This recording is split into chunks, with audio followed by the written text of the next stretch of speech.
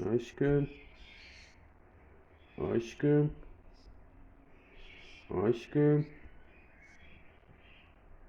Ah. 2 gün önce agresif idi. İndi bax yalandan dişləyir bizi. 2 gün önce agresif idi. Artıq düzəlib. Ha quşu. Güzel quşu. Ləzzət eləyim ona. Oha. Oha. Heh, gel. Ne var burada? Ne var? Dişlemem ne var? Etimi kopartmak isteyen olmaz. Gel. Akıllı kuşum.